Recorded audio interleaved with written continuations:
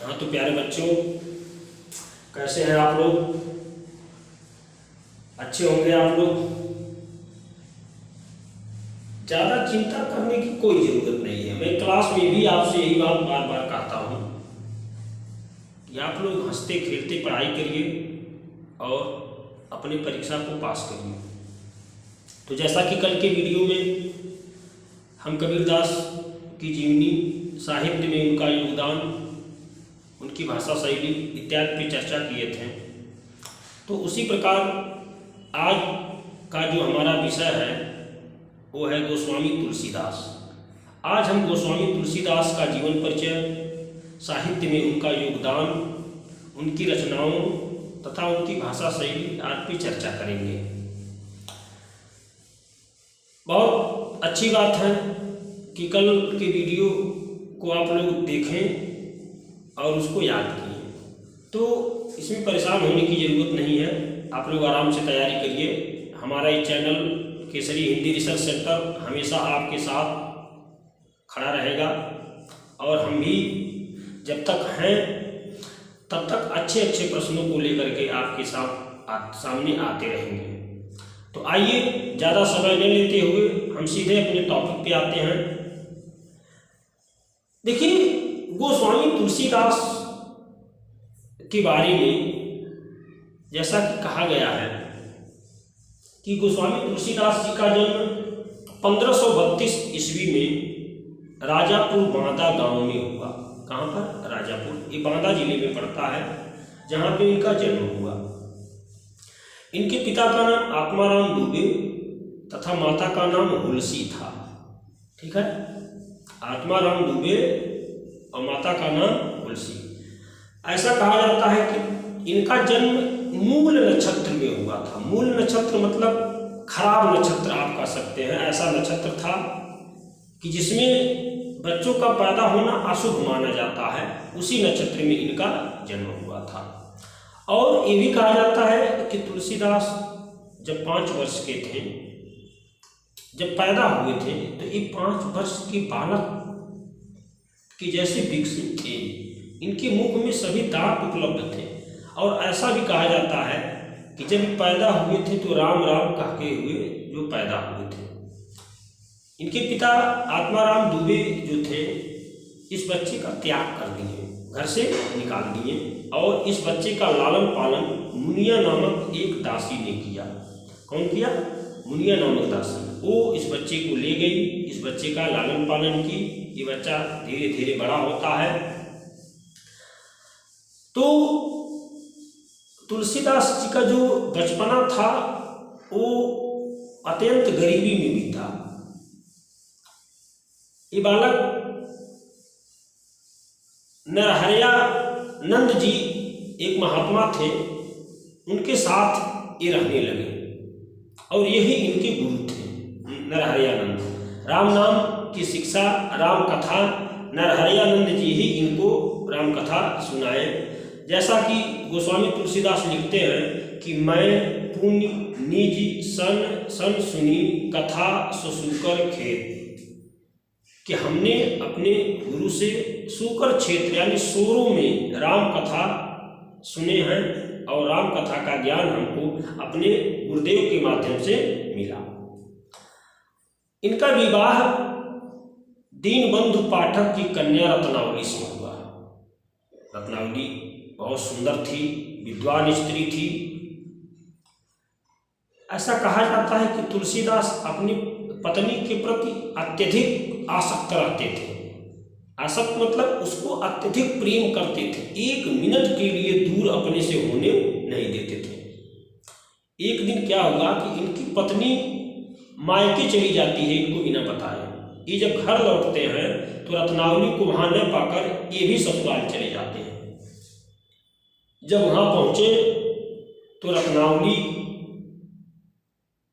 इनको डांटती है, इनको समझाती है और कहती है कि लाज न आवत आपको दौरहु आयहु साथ, धिक धिक ऐसे प्रेम को कहाँ कहूँ मैं नाथ। मतलब कि हे पतिदेव जी, आपको शर्म नहीं आती है। लाज न आवत आपको दौरहु आयहु साथ, अभी हमको आए दिन भर भी नहीं बीता और पीछे पीछे आप भी चले आए। धिक धिक ऐसे प्रेम को कहाँ कहूँ मैं नाथ। ऐसे प्रेम को धिक्कार है, ऐसा प्रेम हमको नहीं चाहिए कि जो ससुराल में तो ठीक है, जो है नैहरों तक आप जो है पीछा करते चले आए। फिर कहते हैं कि अस्ति चर्म मम देह मम तामे ऐसी प्रीति आधी जो रघुनाथ सह होत न तब भव भी। कहते हैं कि आप अस्ति चर्म मम देह मम, ये हड्डी और चमड़ी की जो हमारी शरीर बनी है, आप इस शरीर को जितना प्रेम करते हैं, इसका यह आधा प्रेम अगर आप भगवान राम से करते तो आपको मोक्ष की प्राप्ति हो जाती। पत्नी द्वारा यह अपमानित शब्द सुनकर गोस्वामी जी उसी वक्त उसे छोड़ करके निकल जाते हैं और ये काशी चले गए। कहाँ गए? काशी। और काशी में शेष सनातन, पंचगंगा घाट पर एक महात्मा रहते थे, शेष सनातन। उन्हीं के पास ये वेद वेदांत संस्कृत आदि विषयों की शिक्षा ग्रहण किए। उसके बाद ये चारों धाम की यात्रा पे निकल गए। तमाम तीर्थ स्थानों को घूमते हुए इस संवत 1631 में अयोध्या पहुंचते हैं। कब पहुंचते हैं? संवत 1631 में। और वहीं पे पवित्र ग्रंथ रामचरितमानस की ये रचना प्रारंभ करते हैं और लिखे भी हैं कि संवत 1631 करहु कथा हरिपद धर सीसा, कि संवत 1631 में ये भगवान को प्रणाम करके रामचरितमानस ग्रंथ की रचना ये शुरू करते हैं। ये रामचरितमानस कहा जाता है पूरा करने में 2 वर्ष 7 महीने 26 दिन लग गए रामचरितमानस को पूरा करने में। उसके बाद गोस्वामी जी 6 रोग से ग्रसित हो गए और 1623 ईस्वी में इनकी मृत्यु हो गई। गोस्वामी जी की मृत्यु कब हुई? 1623 ईस्वी में। ठीक है, ये थी इनकी जीवन परिचय गोस्वामी तुलसीदास जी का। अब आइए देखते हैं इनकी रचना। गोस्वामी जी कौन कौन सी रचना लिखी? तो गोस्वामी जी ने कवितावली, गीतावली, रामचरितमानस, वरमय रामायण, दोहावली, जानकी मंगल, पार्वती मंगल, रामलला नाचू, वरमय रामायण आदि ग्रंथों की रचना की। गोस्वामी जी का सबसे प्रसिद्ध ग्रंथ अगर कोई है वो है रामचरितमानस और विनय पत्रिका, ये इनके ग्रंथ हैं। ग्रंथ तो कुछ विद्वान 22 ग्रंथ, कुछ 28 ग्रंथ मानते हैं, लेकिन आचार्य रामचंद्र शुक्ल ने 12 ग्रंथों की एक सूची दिए हैं कि गोस्वामी जी के यही 12 सबसे प्रामाणिक ग्रंथ माने जाते हैं। तो ये थी इनकी रचना है। अब आइए देखते हैं कि साहित्यिक सेवाएं कि गोस्वामी जी का साहित्य के क्षेत्र में क्या योगदान रहा।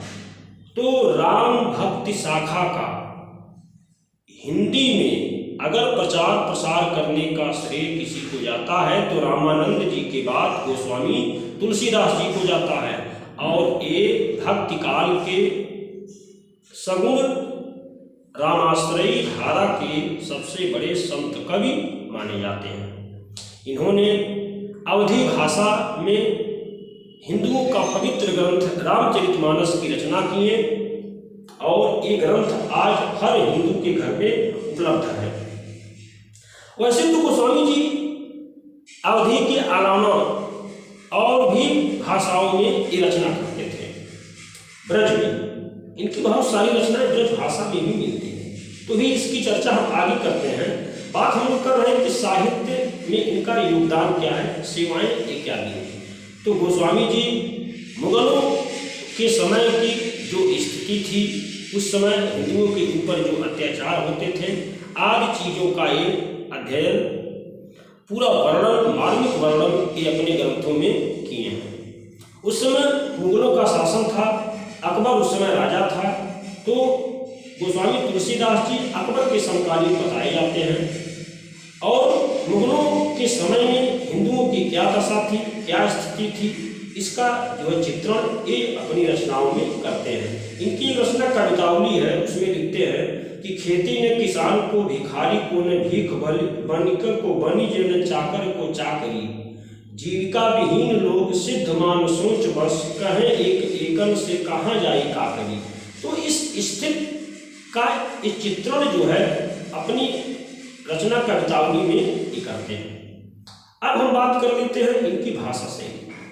तो इनकी जो भाषा थी, मैं आपको बता दिया कि ये दो भाषाओं में रचना करते थे, अवधी में और ब्रज में। अब कैसी अवधि, ध्यान दीजिएगा, ठेठ अवधि नहीं, संस्कृत निष्ठ अवधि।